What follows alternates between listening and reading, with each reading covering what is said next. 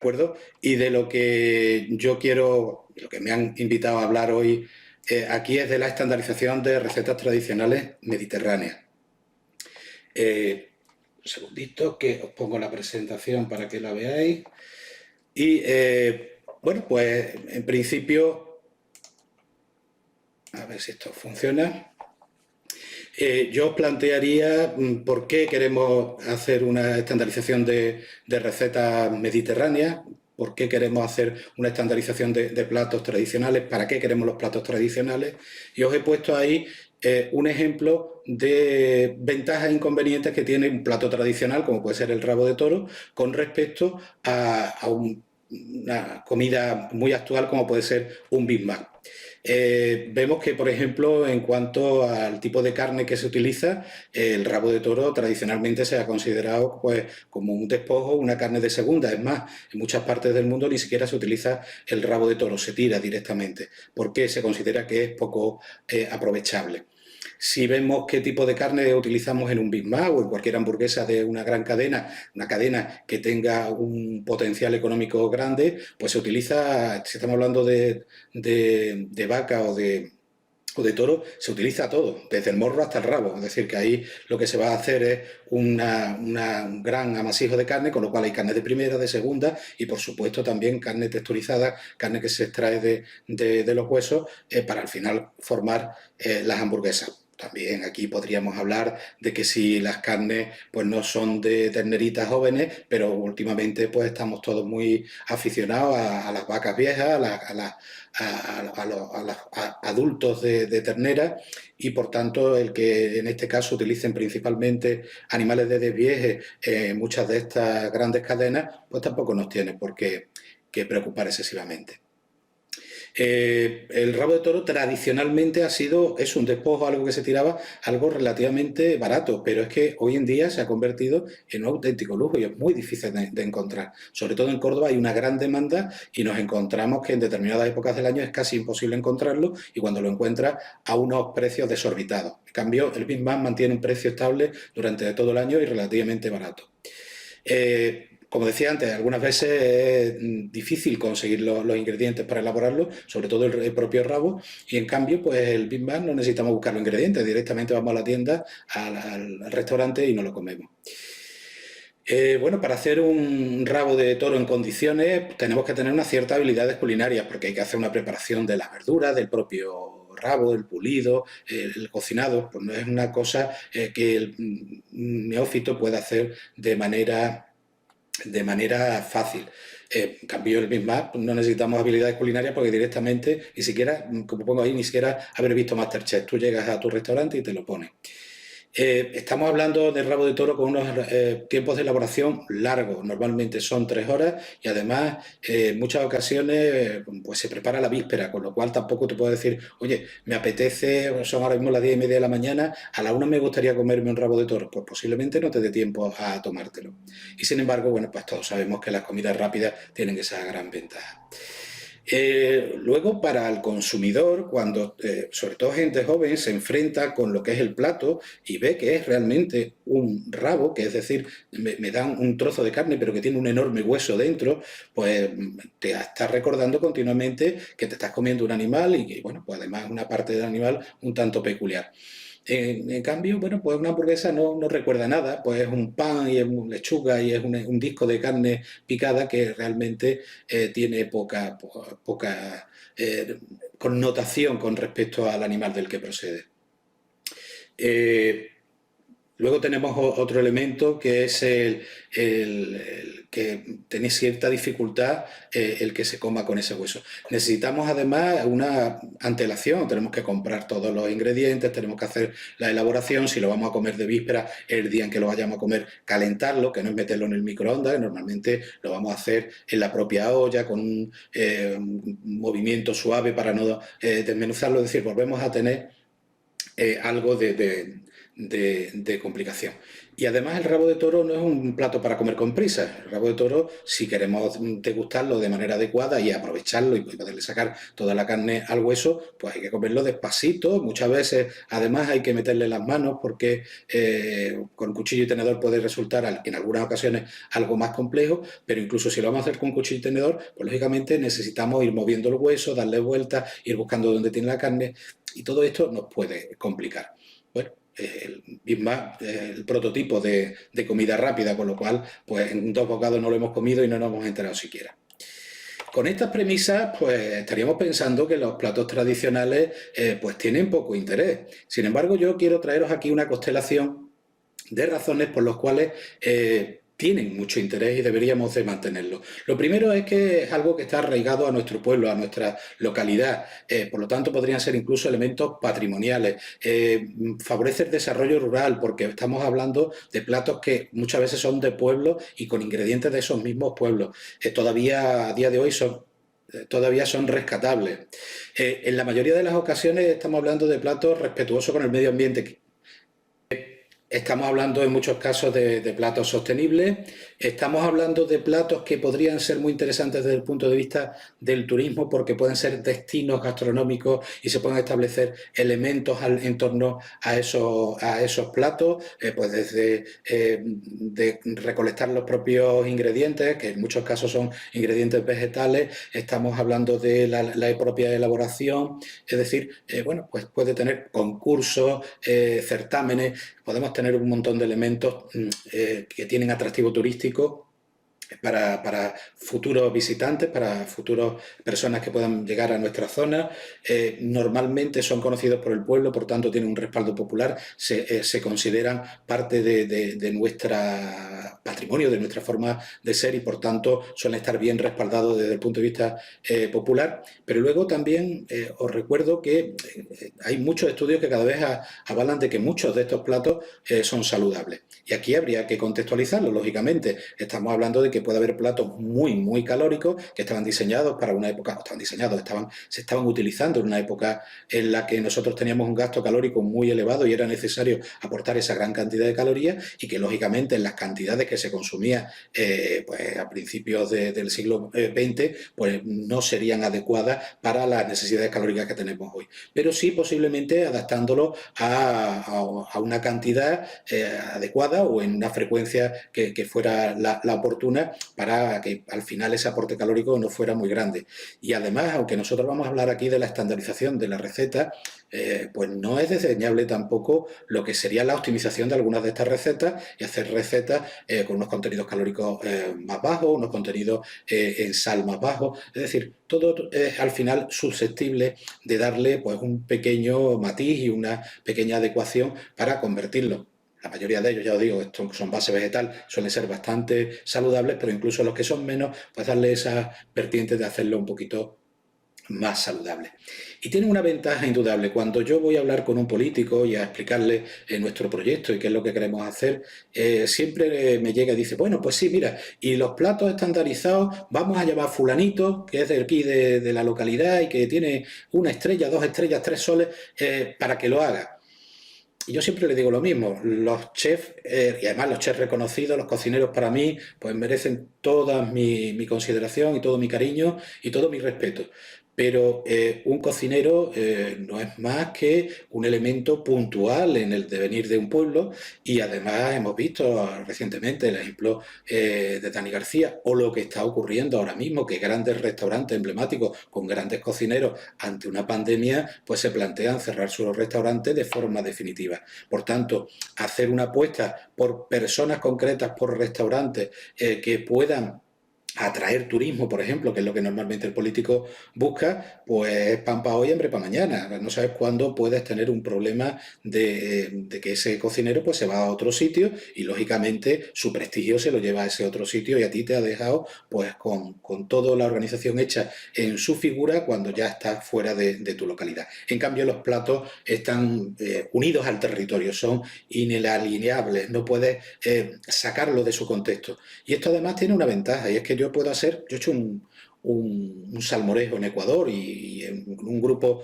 muy plural de personas, y ha habido una china que se lo comía con palillos. Bueno, pues yo puedo llevar mi patria, como decía ayer Fernando Rueda, me llevo mis platos, me llevo mis costumbres y lo puedo llevar a donde quiera. Pero esa China o los americanos que estaban allí comiendo conmigo, los propios ecuatorianos, si realmente quieren saber lo que es un salmorejo, tienen que venir a Córdoba y tienen que comerlo en el contexto de Córdoba. Por tanto, tú puedes llevar el plato como un embajador, pero al final estás atrayendo a las personas a tu tierra para que lo conozcan. Y como veis, pues no he mencionado todas las opciones y podría haber muchas más que yo aquí no he puesto. Todo esto nos va a llevar al interés que tenemos en rescatar las recetas tradicionales, tanto las más populares como las que están en peligro de extinción. Y para esto, bueno, pues ayer ya lo decíamos en la presentación de la biblioteca, ya hay un avance sustancial y muy importante en cuanto al trabajo que ya está hecho. Ya están recopiladas 800 recetas, 100 por provincia, están bien documentadas gastronómicamente por parte de gastrónomos, conocedores del terreno, historiadores, y además, pues lo que decíamos, algunas de ellas muy oportunamente rescatadas porque estaban en peligro de desaparecer. Por tanto, os animo a que visitéis la biblioteca. Ya lo decía ayer, hay días en que la biblioteca pues podemos acceder y hacer búsquedas y funciona bastante bien, y hay días en que las búsquedas salen de aquella manera, pero esto está en vías de solución. Ya tenemos establecidas las pautas de cómo vamos a trabajar este tema, y bueno, es una competencia de Agapa y del IAME, pero ellos están en la labor de actualizar esa base de datos, además prepararla para la incorporación de lo que os vamos a contar aquí.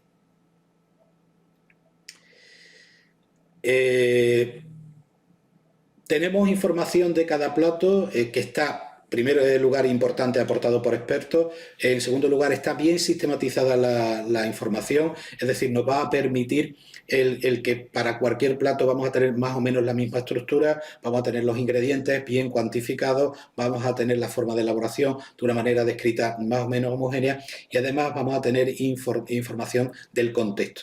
Es decir, cuándo, cómo, quién consumía la receta. Porque no olvidemos que una receta tradicional no es una receta de un blog, o no es una receta de la televisión de Carlos Arguiñano o de cualquier otro cocinero famoso, sino que son recetas que tienen un contexto, que se han comido de una manera determinada, en determinado momento, determinada época del año, celebrando determinadas cosas, y todo eso es parte de la propia receta,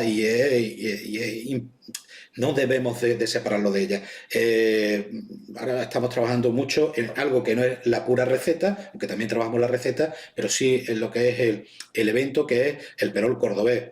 El perol cordobés, pues yo lo puedo reproducir, el arroz o las migas que se hacen en un perol cordobés, yo lo puedo reproducir en mi casa. De hecho, pues con esta medida de confinamiento, para el día de San Rafael, pues yo hice un perol en casa. Pero perdemos completamente el contexto de ese plato. Esto era un plato campestre, un plato en que la gente se iba a hacer cosas al campo, a buscar setas, a buscar espárragos, a cazar, a pescar, a simplemente moverse por allí, a hacer alguna faena del campo que fuera necesaria. Se reunían familias, se reúnen amigos. Y cuando ya está en la caída de la tarde, que ya todo el mundo más o menos ha hecho de todo, y hemos ido picoteando, pues un poquito de chorizo, una tortilla de patata, las cositas que se llevan, pues se elabora un guiso, que es en este recipiente, que es un perol, se elabora un guiso que todo el mundo come de él. Y además la tradición era comer directamente de él. Una herejía en tiempos de la pandemia, pero que todo el mundo cogía su cucharita y metía de él. Y tenía unas normas y tenía un protocolo, tiene unas normas y tiene un protocolo que son interesantes conocerlos. Por tanto, no podemos perder y desligar el plato de lo que es una pura receta de ingredientes y forma de elaboración. Tenemos que llevar todo ese contexto con nosotros. Lógicamente, cuando queremos hacer esto, pues cada uno podría decir, bueno, pues yo cojo y pongo y tal.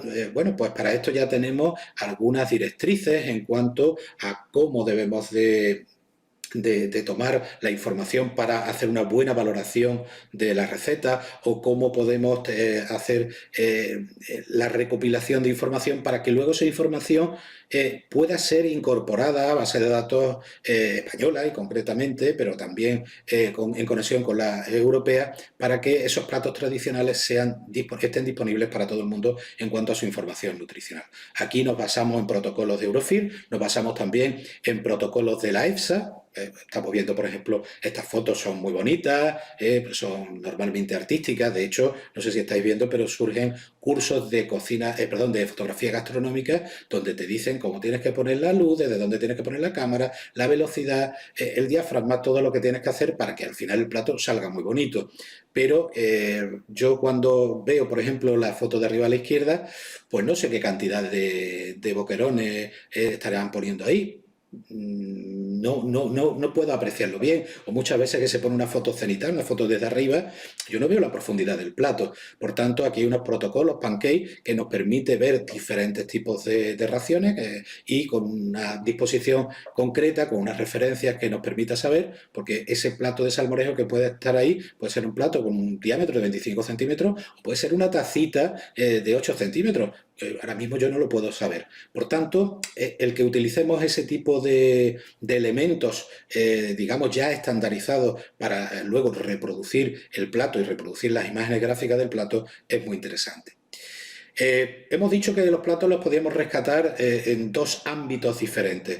Por una parte, esos platos que están en peligro de extinción y que, bueno, pues es muy difícil encontrar recetas de ese plato. Hay 3, 4 familias, algunas veces una sola familia que mantiene la receta del plato bueno, pues ahí lo que hay es lo que hay y no podemos indagar mucho más. Pero luego, sin embargo, como yo decía ayer, hay otras recetas que se han convertido en muy populares y hoy en día, pues en cualquier casa de Córdoba se hace un salmorejo y por tanto tenemos miles de recetas diferentes del salmorejo. Podemos tener decenas de recetas del rabo de toro o de la pipirrana o de los garbanzos con espinaca. Es decir, tenemos una variedad en los platos populares de formas de preparación muy grandes que al final con la única receta que tenemos en la biblioteca gastronómica no sabemos hasta qué punto, desde un punto de vista histórico puede ser interesante, pero no sabemos hasta qué punto está contextualizada a lo que hoy entendemos por el plato.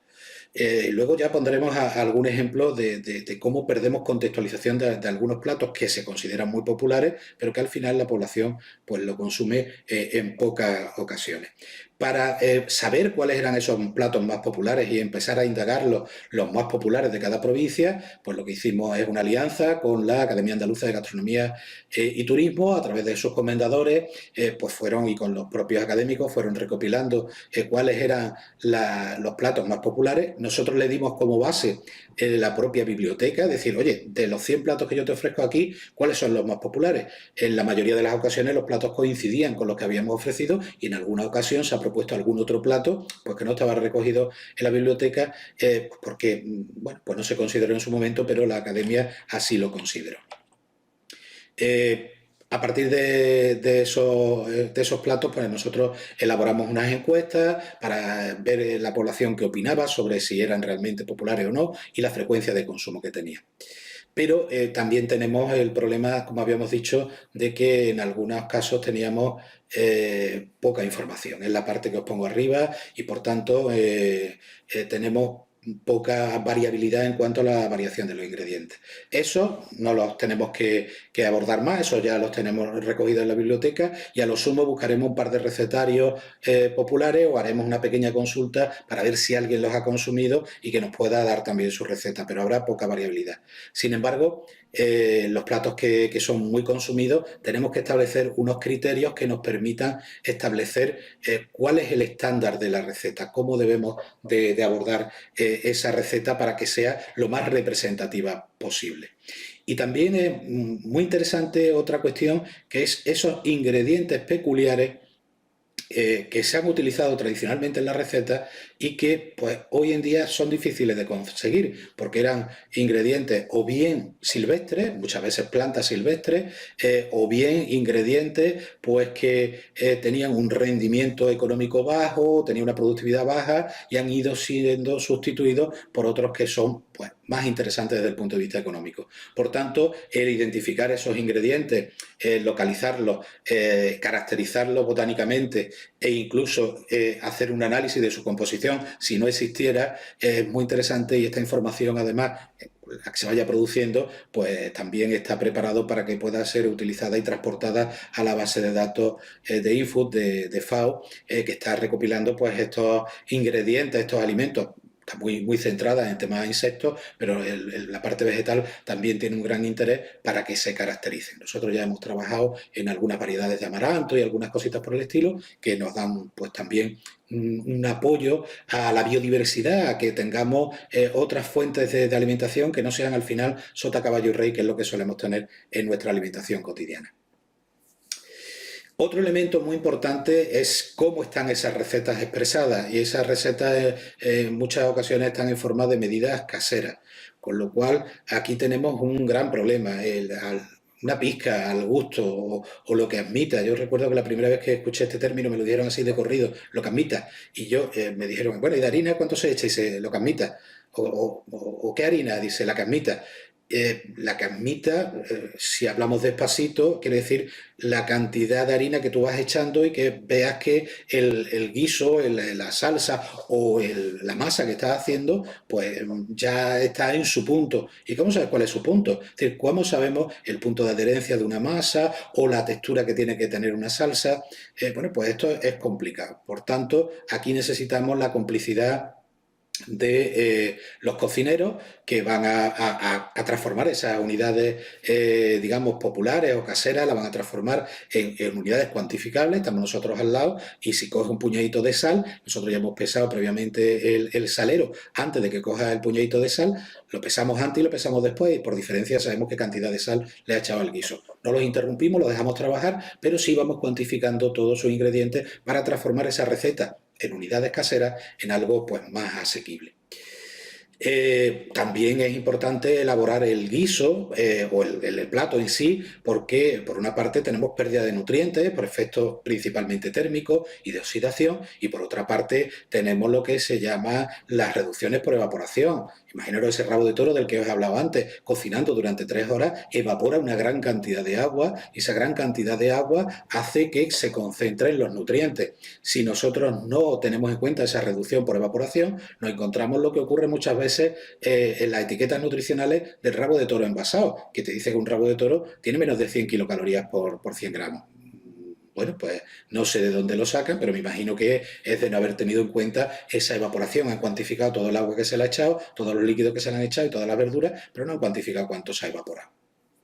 Para esto teníamos 2 opciones y las seguimos teniendo, es decir, no cerramos puertas a que un cocinero reconocido o poco reconocido, un profesional, pueda colaborar en el estudio. Pero lo hemos orientado más hacia las escuelas de hostelería porque consideramos que tenemos más posibilidad de interpretar la receta, porque tenemos más personas que van a estar trabajando sobre una receta, cada alumno con sus profesores van a estar trabajando la receta y podemos al final consensuar mejor cuál es de las formas que elaboran los alumnos, cuál es la que más se parece a la receta original. Luego, el que lo hagan los propios alumnos, pues les da ya un sentido de propiedad, es decir, esta receta la he optimizado yo, he estado con mis compañeros optimizándola, la conozco, es de mi tierra y puede permitir que la receta sea rescatada o bien de forma tradicional o bien una interpretación que pueda tener de esa receta. Por tanto, ese fin didáctico que tiene la colaboración con la Escuela de Hostelería, pues consideramos que también es fundamental. Tenemos que además conseguir que las recetas estén bien documentadas, con lo cual se va a recopilar todo el proceso de elaboración, tanto en foto como en vídeo, además todas las recetas con el mismo sistema de vídeo, el mismo ángulo, es decir, para que al final todas las recetas puedan ser fácilmente reproducibles. Y como os decía, además de la receta, la elaboración, crearemos raciones de esas recetas más o menos estándar para que luego puedan ser utilizadas en el futuro en cualquier encuesta dietética o en cualquier valoración, o simplemente por parte de un dietista que le diga, mire usted, se tiene que comer de esos 4 platos que está viendo ahí una cantidad parecida al segundo por la derecha, el de arriba de la derecha. ¿Ves? Y tú ya más o menos pues calculas cómo puede ser tu ración, sin necesidad de estar pesando, que es una de las cosas que hoy en dietética se está evitando. Esto ya está definido en el protocolo Pancake y nosotros pues lo vamos a aplicar a nuestro estudio. Y lógicamente hay que hacer una valoración nutricional, lo haremos en base principalmente de Vesca, pero también para algunos de los ingredientes que no están en Vesca utilizaremos NutriPlato, una herramienta que ya tenemos diseñada para la recopilación de estas recetas, y utilizaremos lógicamente los estándares de Eurofil para recopilar hasta 35 componentes de los alimentos que podemos poner a disposición de las personas que quieran conocerlos, principalmente profesionales de la nutrición, pero también otro tipo de interesados en el tema. Todo esto, lógicamente, tiene que ponerse en unas plataformas que sean fácilmente accesibles y en este caso, pues siempre estaremos trabajando con plataformas responsive, que son las que nos van a permitir que luego en cualquier dispositivo, Mac, Windows, una tablet o en un móvil, podamos ver los resultados. Mirad, antes hemos hablado de las encuestas que habíamos hecho con la Academia Andaluza de Gastronomía y Turismo. Ahí tenéis un poco reflejado quiénes son las personas que han ido contestando a las encuestas en cada una de las capitales. Pues es gente de capital, lógicamente, de la capital de provincia, gente de la propia provincia, gente que vive en otras provincias andaluzas, pero que son originarios o conocen bien las recetas de cada una de esas provincias, e incluso pues gente de toda España que conozcan bien las recetas y mínimamente pues esas personas que se van fuera al extranjero, pero que mantienen esas recetas tradicionales y quieren opinar sobre sus platos típicos. Hemos hecho pues una valoración de cuáles son las recetas más populares en cada una de las provincias y los resultados han sido muy variados en cada provincia. Os traigo una que es la que quizás tenemos más avanzada para ir ya terminando, que sería la de los platos populares de Jaén, donde la pipirrana pues está ahí descollando con respecto a todas las demás. Creo que creo que estoy tapando. Oye, ¿se está viendo la presentación? Hola. Ah, porque yo no me estoy viendo.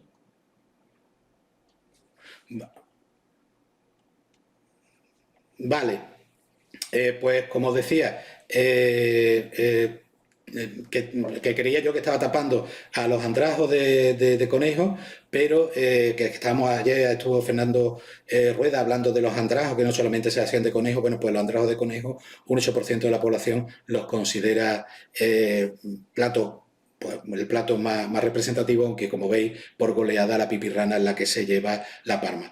Hay algunos datos de cuándo se consume, dónde se consume, pero lo veremos un poquito más adelante, y simplemente deciros que, bueno, pues ya tenemos esta propia encuesta ya ha sido motivo de titulares en periódicos en que se habla como la pipirrana marca de Jaén, por lo cual estamos viendo que es un elemento de llamada de turismo y de consolidación de esa convicción de patria, de producto propio. Para la pipirrana hemos hecho también una recopilación de recetas. Para eso hemos utilizado este cuestionario que os estoy mostrando y, bueno, pues se han recopilado más de 140 datos de estas recetas. Algunos de ellos son válidos, otros no. Al final nos quedamos con 46 recetas válidas. Ahí tenéis un poco la tabla de composición de lo que hemos ido obteniendo. Y no solamente hemos sacado los ingredientes, sino que hemos sacado toda esta información que estáis viendo ahí. ¿Con quién como la pipirrana? Pues principalmente con la familia. ¿Dónde tomo la pipirrana? Principalmente en casa. ¿Con qué frecuencia consumo la pipirrana? Pues varias veces al año. ¿En dónde hago la pipirrana? Pues en un tornillo de madera, ya veis, mayoritariamente. El origen de la receta, principalmente estamos hablando de tradición familiar. ¿Cómo consumimos la pipirrana? Pues como un plato principal, pero no único, principalmente. Pues tomamos pan o palillos con la pipirrana, pues un 70% pues lo toma siempre, en la época del año, principalmente el verano, y el momento del día en el almuerzo. Y mucha más información. Hemos rescatado bastante información al respecto y, bueno, pues por ejemplo hemos rescatado la cuantificación de los ingredientes y la forma de elaborarlo. Todo esto nos lo hemos llevado a una hoja de Excel que ya estaba preparada, que utilizamos para estandarización de recetas, de tal manera que para cada receta vamos indicando para cuántos comensales hay y los gramos de cada uno de los ingredientes.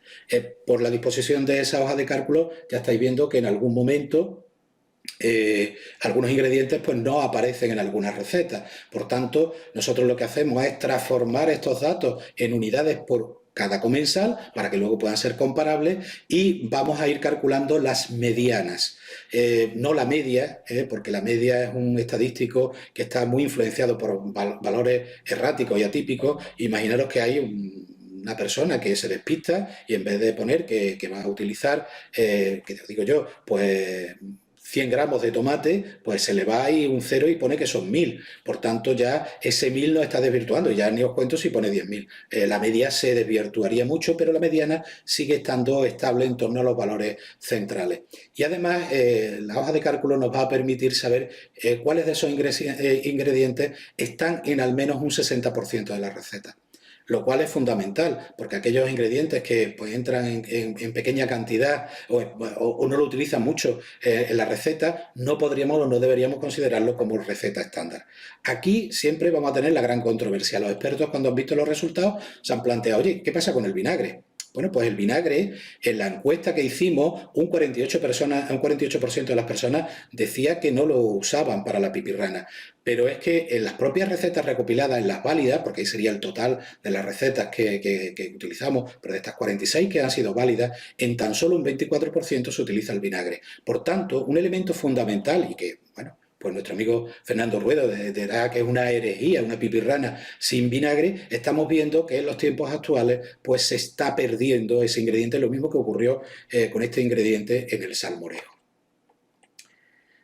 Y con esto yo creo que más o menos hemos dado pues una pequeña descripción de lo que pretendíamos hacer con la estandarización.